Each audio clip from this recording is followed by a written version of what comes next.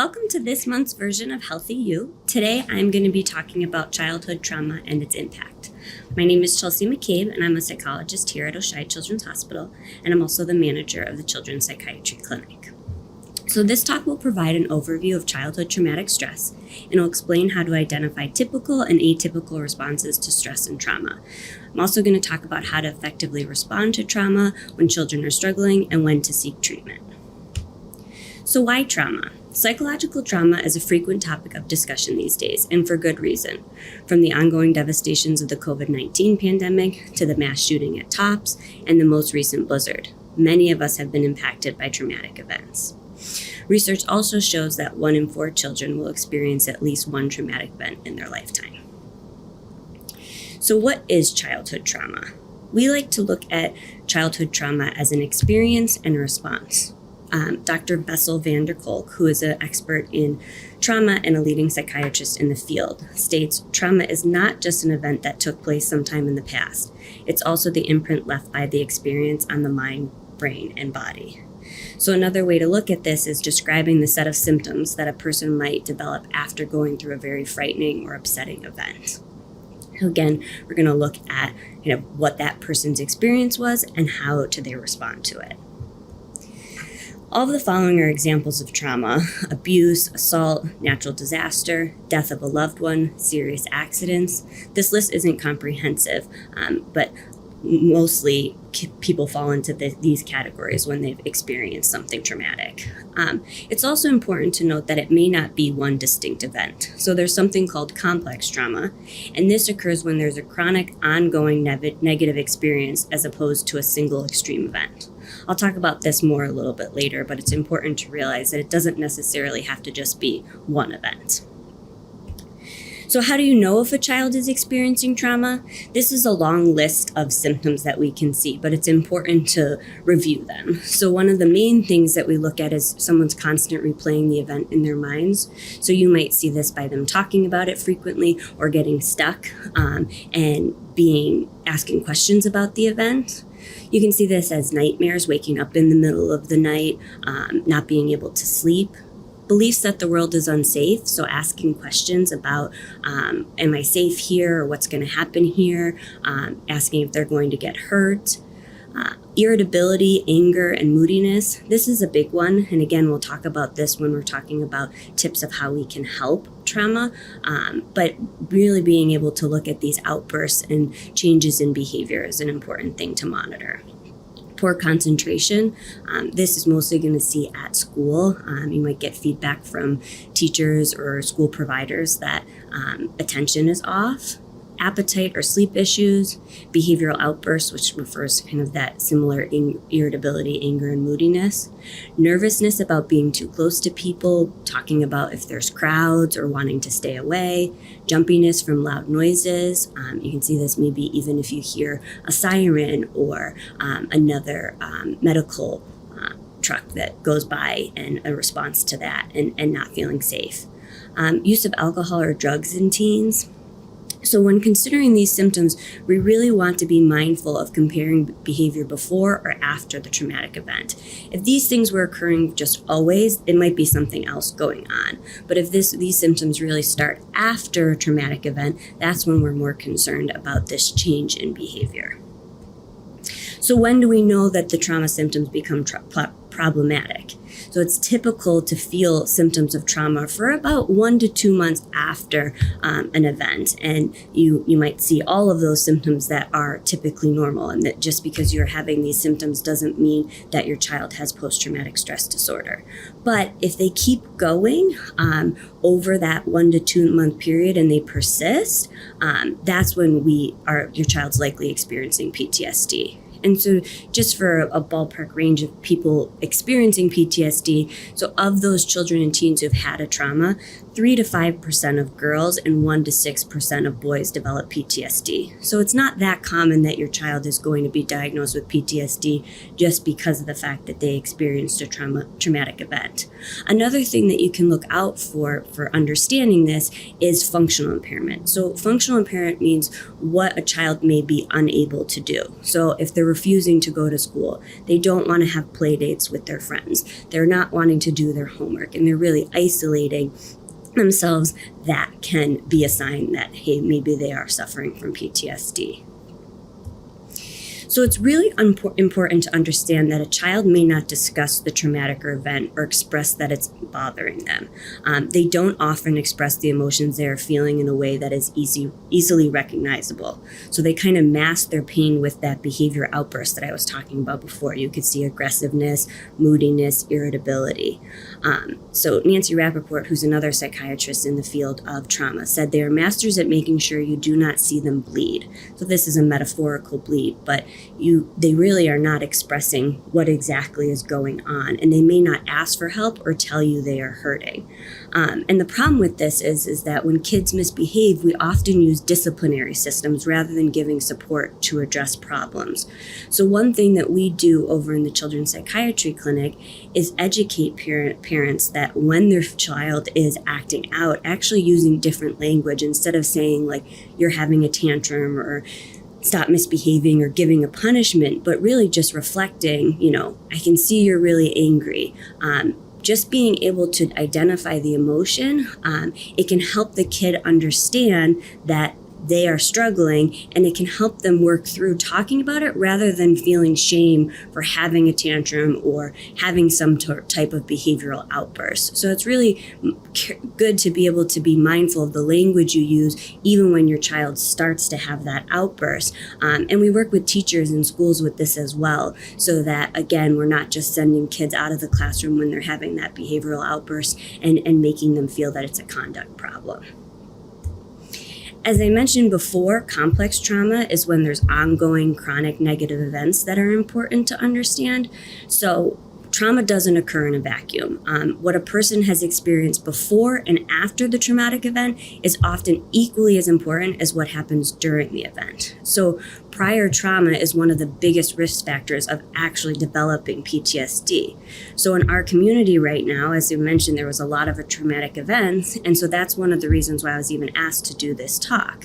So it's important that we're mindful of all the community trauma we've experienced, as well as the individual trauma that may occur, and being able to have a lens into, hey, even if just one thing happened, perhaps there's actually other things that were going on before or after that that are equally important to look at.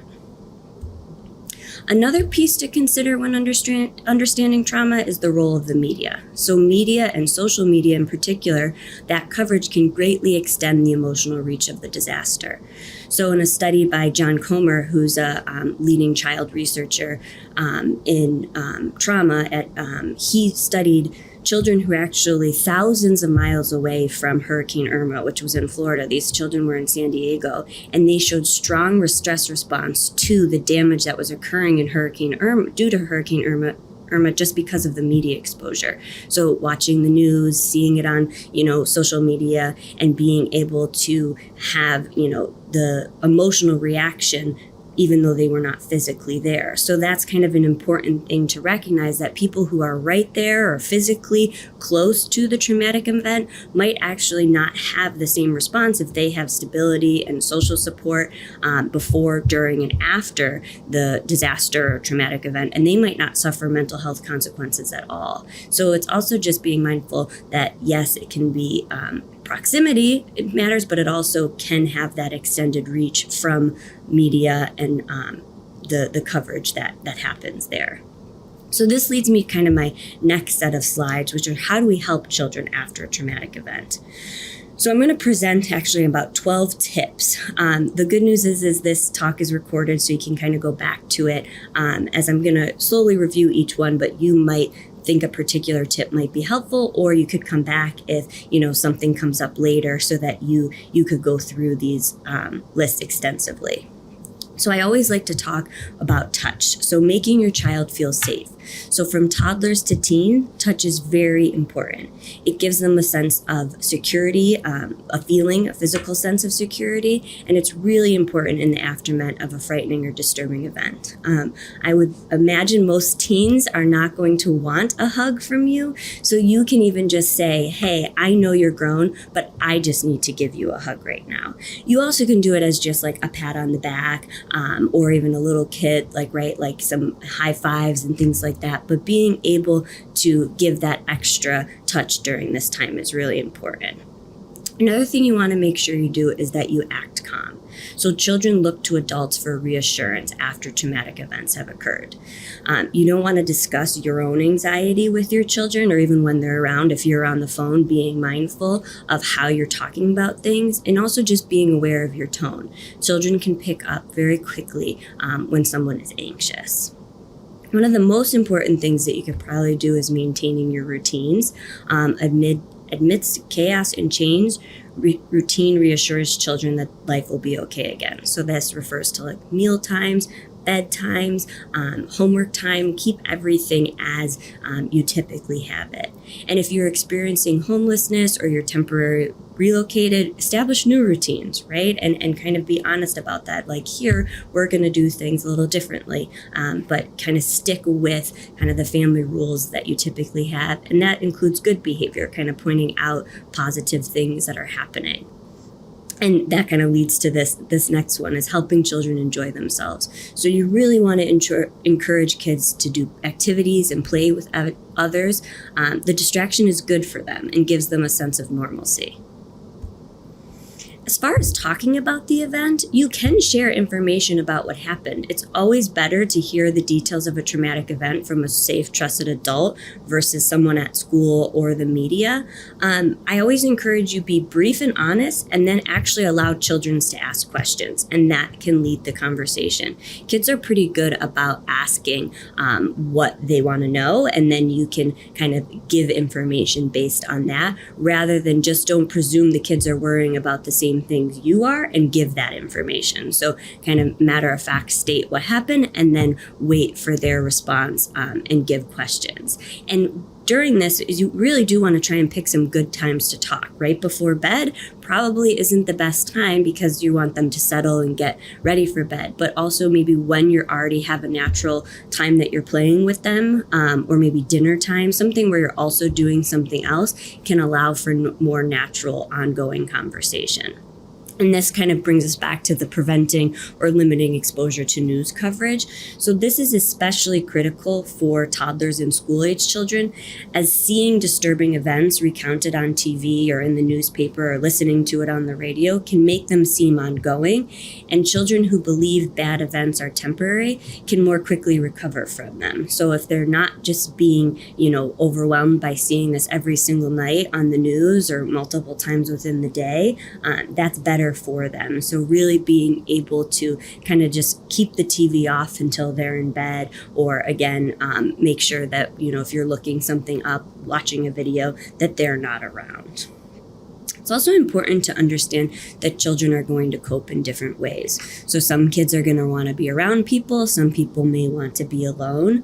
It's also important to tell your child that these different ways happen. So a kid might be feeling sad but not cry, but everyone around them is crying. And so they might then feel something is wrong with them. And so you can kind of talk about these different emotions that they may be feeling and how you're going to express them differently. So as far as something that you can do, one of the things that we really encourage is breathing exercises. So when we are anxious, or when we have what we call our flight or fight response, where our body is really scared, our breathing actually becomes pretty shallow. And so one of the main things that we even work with is probably the first thing that we teach kiddos in our clinic is deep belly breathing. And so, you can physically actually hold something in front of your kids. So you could do like a feather or a wad of cotton, and you could just ask them to blow on it, exhaling slowly. So it would be like, and what that does is gives you a deep breath. So you can have them blow on something, Or you can also say, hey, let's breathe with me. So I'm going to count to 3, and as I count, breathe in, and then I'm going to count to 3 again, and as I say it, exhale. So you would be like, and during that time, you would be counting 1, 2, 3, and then 1, 2, 3. Another way to make this a little bit more engaging is to actually put a stuffed animal on your child's belly, and then you can say, okay, breathe in and let's see, the stuffed animal go up, and then breathe out and we'll see the stuffed animal go down. Just little ways to engage them in the breathing exercises, and again, this is just going to regulate the nervous system. When we're talking about what our child is feeling, we want to acknowledge it. So we would say, yes, I can see that you're worried, rather than, oh, don't be worried. When we say, oh, don't be worried, it's coming from a place of trying to make your child feel better. But what actually can happen is that they can feel embarrassed or criticized for saying something. So that's why if we can validate it and say, I see that you're worried, or before when I was talking about, you can say, I see that you're angry. It just gives them the space to be able to experience their emotions. It's also okay to say, I don't know, if they ask you something. Again, when we're building this trusted relationship that they can come with you to talk about what happened, they just need to know that you're there to accept their questions and their feelings and be there for them. And you don't have to worry about knowing exactly the right thing to say, especially because in these situations, there is no answer that's going to make everything okay. So we just want to be as honest and open as we can. A lot of these tips are for all ages, but one thing we do want to monitor for teens is substance use. So if you're thinking that they're seeming drunk or high, you do want to get in touch with their PMD, their primary care doctor, right away, and talk to your teen in a kind way that, people often drink or use drugs after disaster to calm themselves, but it can also cause more problems, and talk about other ways that they can cope, like taking a walk, talking to their friends. We really want to help teens feel safe again. Kind of leading to that feeling safe again is there's this importance of hope. So we want to find hope. So children need to see the future to recover. So kids appreciate specifics. So actually telling them, hey, people are sending medical supplies, or they're sending food and water. They've built new homes for someone. That it's really hard right now, but it will only be for a little while. I know with Damar Hamlin's recent cardiac arrest, I think I checked over and over again what the donation count got to be. It felt really good to be able to look at that. So finding, that hope in these moments. Also, if you can find appropriate volunteer opportunities with children, so it might not be actually going to the site and volunteering, but if you're going to drop off donations, if you can, helping your kid shop for that, or maybe organize the box, or writing cards and letters. This is a really important piece of kind of being able to make sense of what happened. So as I was mentioning before, if the symptoms, persist is when we want to seek outside help. So again, within that first month or two, you might see a lot of different changes in behavior, some of the symptoms we talked about before. But after that, when things start to kind of settle, you're back into your routine, you then, your kid should go back to pretty typical functioning. And if they're not, that's when we want to seek help. So also just to know, people that have witnessed injuries or death or lost immediate family members, or again, that complex trauma where they've had a lot of previous traumas in their life, or maybe they're not resettled in their home, those are typically when we see symptoms continue, and that might be a time to seek help. The other thing, though, I like to mention is if your child is experiencing panic attacks, or they're seeing or hearing voices that are not there, they almost seem paranoid, or if they have thoughts of wanting to hurt themselves or others, then we're going to encourage you to seek immediate help. You don't want to wait until that 1 to 2 month time frame. You're going to want to seek help sooner. So where do you seek help? So the Children's Psychiatry Clinic is where I'm located and is a clinic through OSHI. Our intake number I listed here. There's also other local clinics. We have Best Self, Child and Family Services, Endeavor. This is not a comprehensive list. There's a lot of places that offer services to children. And you can also always check with your insurance provider. They should give you a list too if you need a counselor. Also, I included here the crisis hotline for children and teens. I specified it by county, but what you can do is call one of these numbers if your child is in an immediate crisis. And the goal of crisis hotlines are to actually de-escalate your child. So sometimes it's just done by phone. Sometimes they will actually come out in person. But the goal is to kind of help the situation improve right there in the immediate and give services to you so that you can stay home and feel safe. So to wrap up, this is one of the most important things of this whole presentation is taking care of yourself. So you can best help your child when you help yourself. So talking with others, maybe forming an informal support group or joining a formal support group. Also kind of back to the basics of eating 3 meals a day, 2 snacks, drink enough water, exercise. All of these things protect against emotional vulnerability. So if our physical health is better, our emotional health is better.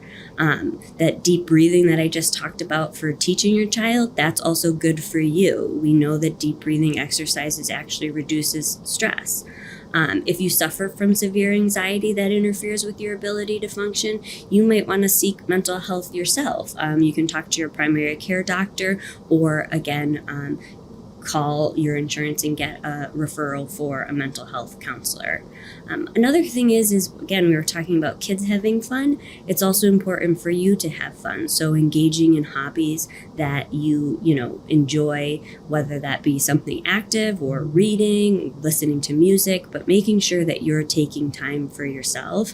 And again, when we're trying to be able to care for someone else. It's kind of the classic metaphor of our airplanes, right? Like put your own oxygen mask on before putting on someone else's. So you really want to be able to take care of you. And if it's hard, try and do it for your child's sake, for no other reason. So that is everything I have for you today. I hope that this talk was helpful to you. And again, it will be available on Kaleida's website if there's a particular portion that you want to go back to. Thank you.